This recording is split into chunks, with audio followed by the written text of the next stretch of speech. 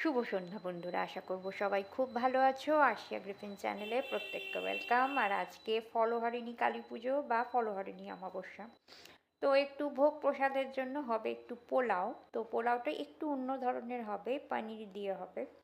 তো এর জন্য গোবিন্দভোগ চাল একটু ভালো করে ধুয়ে একটু শুকিয়ে নিয়েছিলাম, তারপরে এর মধ্যে দিয়ে দিলাম গ্রেট করে রাখা আদা, গোটা গরম মশলা গুঁড়ো, আর হচ্ছে তোমার সামান্য একটু ঘি।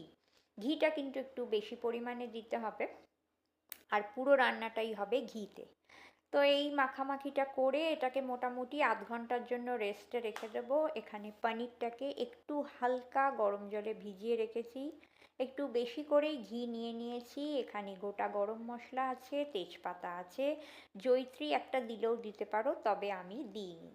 আর রয়েছে কাজু বাদাম কিশমিশ, তবে কিশমিশের পরিমাণটাই কিন্তু বেশি। কড়াইতে দিয়ে দিলাম ঘি, পুরো রান্নাটা কিন্তু অবশ্যই ঘিতে করতে হবে।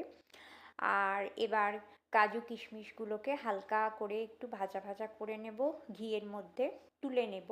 আর ওই ঘিয়েই দিয়ে দেব ভালো করে এই পনিরগুলো, মানে যেগুলো জল ঝরিয়ে নিয়েছি পনিরগুলো, সেইগুলো।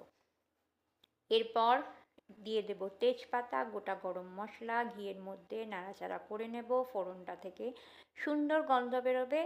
আর তার সঙ্গে দিয়ে দেব এই মেখে রাখা যে গোবিন্দভোগ চালটা, সেটা। তো এটাকে একটু ভালো করে ঘিয়ের সঙ্গে নাড়াচাড়া করতে হবে।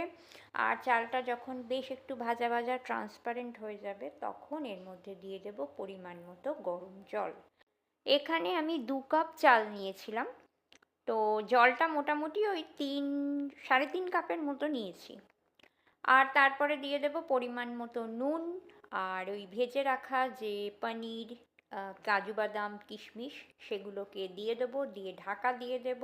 খানিকটা পর দেখবে চালটা বেশ হালকা নরম হয়ে এসেছে, তার মধ্যে দিয়ে দেব 2টো কাঁচা লঙ্কা। এরপর দেখবে আরেকটু পরে চালটা যখন সিদ্ধ হয়ে যাবে, তখন এবার চিনিটা দিয়ে দেব। অবশ্যই এটা একটু মিষ্টি মিষ্টি হবে। তো এবার আবার একবার ঢাকা দিয়ে রাখবো। মোটামুটি আমার চাল তো সিদ্ধই হয়ে গেছে, হয়েই এসছে। নামানোর আগে দিয়ে দেব ঘি আর গরম মশলা গুঁড়ো, দ্যাটস ইট। তো এটাকে এবার ঢাকা দিয়ে রেখে দেবো। আর রাত্রির হয়ে গেছে খাওয়া দাওয়া করতে করতে। এর সঙ্গে আরও ভাজা টাজা ছিল, তবে আমি এটা আজকে যেটা খেয়েছি সেটা হচ্ছে ফুলকপি পনির আলু দিয়ে একটা দম হয়েছিল, মানে একটু ঝাল ঝাল। এর সঙ্গে খেতে কিন্তু জাস্ট ফাটাফাটি হয়। তো চলো, আজকের মতো টাটা, আবার নেক্সট ভিডিওয়ে দেখা হবে।